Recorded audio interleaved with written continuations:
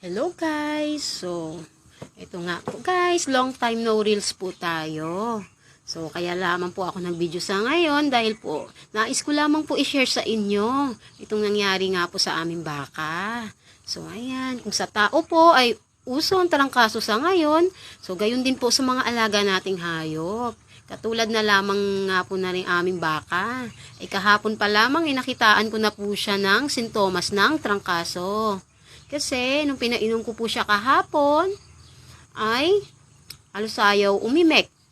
Yun nga po, nanghinila ko yung lubid.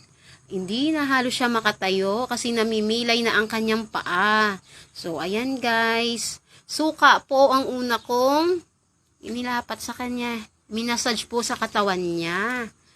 Yun, buong katawan po, hinaplasan, lalo na po yung paang namimilay.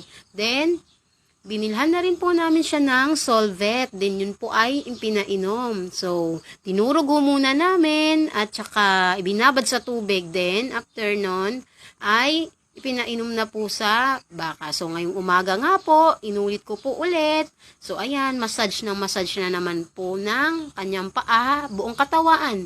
Hanggang sa kanyang ilong, ayun ay aking pinunasan din po ng suka para po kanyang maamoy, maibahing at mailabas po yung sipon. So, ayan guys.